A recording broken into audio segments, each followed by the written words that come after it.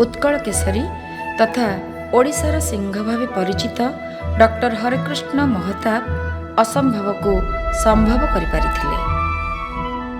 तांकर अक्लांत परिश्रम एवं राजनैतिक दूरदृष्टि बल 26टी गणजात को ओडिशा रे मिसाई एक बृहत ओडिशा सृष्टि करिपारिथिले।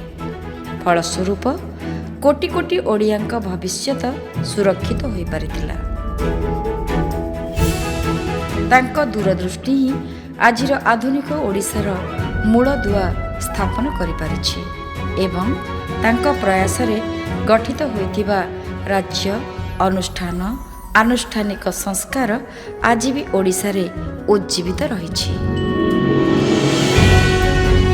आजिर समृद्ध और विशाल ओडिशा महताबଙ୍କ महान स्वप्नर जीवंत साक्षी। सेतेबेले भारत एक घड़ी संधि मुहूर्त दे गति करुथिला। भारतर अपर्याप्त संपत्ति को लुटिबा निमंते इंग्रेज माने विभाजन और शासन नीति आपणे समग्र देश उपरे राज करुथिले। 1936 रे स्वतंत्र प्रदेश मान्यता पाइबा समय रे ओडिशा सहित केवल संबलपुर बालेश्वर कटक पुरी गंजाम और कोरापुट एहीपरि 6टी जिला मिसी रहिथिला। तेबे बड़का गणजात मानकरे प्रजांक अवस्था रे विशेष परिवर्तन लक्ष्य करा जाय नथिला। स्वाधीनता कौन से माने जानि नथिले। इंग्रेज मानक द्वारा प्रजा मानक शोषण दिनकु दिन बढ़ी चलीथिला।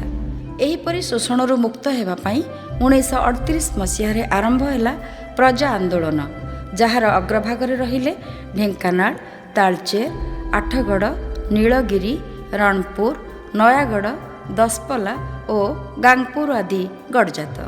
1931 मसीहा परठारु विधिबद्ध भावे कटक ठारे देशर विभिन्न गणजात प्रजा सम्मेलन आह्वान करा जायतिला। एथिरे हाथ मिसाइले बिहार एवं ओडिशा प्रदेश रे थिबा गणजात राज्यर केते जण तुंग नेता। सेमाने हेले राधानाथ रथ बालुंकेश्वर आचार्य मधुसूदन पट्टनायक और गोविंद चंद्र मिश्र प्रभृति। एमानकु नेई उत्कल प्रजा सम्मेलन गठन करागला। 1946 मसीह साधारण निर्वाचन परे समस्त गणजात प्रजा आंदोलन तीव्रतर होई उठिला। प्रजामंडल आंदोलन तथा गणजात मिश्रण रे एबे डॉक्टर महताबଙ୍କ चेष्टा तथा त्यागरे आंदोलन आहुरी तेजी उठिला। एही आंदोलन रे गणजात राज्य मिश्रणर प्रमुख प्रवक्ता हरेकृष्ण महताब थिले मुख्य पुरोधा। भारतर उप प्रधानमंत्री सरदार वल्लभ भाई पटेल और हरेकृष्ण महताबଙ୍କ राजनैतिक विचक्षणता बल मयूरभंज छड़ा अन्य सबु गणजातर शासक माने ओडिशा प्रदेश सरकार अधीन निज निज राज्य को मिसाई देथिले एवं शेष में 1948 मसीहा जनवरी मास 1 तारिख दिन मयूरभंजर राजा चुक्तिनामा दलिल रे स्वाक्षर करथिले। गणजातर प्रथम आंदोलन नीलगिरी ढेंकानाल राजांक अत्याचार थिला अति अतिष्ठ। महताब एहाकु दमन करिबा पई अक्लांत परिश्रम करथिले।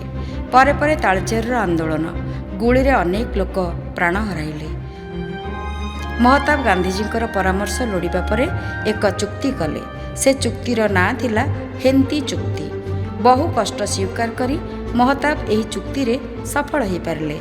रणपुर प्रजा आंदोलन को अत्यंत अमानुषिक भावे दमन करने इंग्रेज पॉलिटिकल एजेंट बेजेल गेट चेष्टा करुथिबा बेले प्रजा मानकर टेका और बाउंस माड़े प्राण हराइथिले। उत्यक्त प्रजा मानकु शांत कराइबारे महताब सफल होइथिले। उत्कल केसरी हरेकृष्ण महताबଙ୍କର स्वप्न एबे साकार ହେଲା। भारतर राजनैतिक मानचित्र रे एक बृहत्तर ओडिशार चित्र आंकी होगला। 1956 रे डॉक्टर हरेकृष्ण महताब ओडिशार मुख्यमंत्री भावे दायित्व ग्रहण कले। 1948 जनवरी मास 1 तारिख दिन ओडिशा पूर्णांग तथा विशाल ओडिशा रे रूपांतरित हैला, जहा थिला हरेकृष्ण महताबଙ୍କର ओडिशा प्रति सर्वश्रेष्ठ अवदान।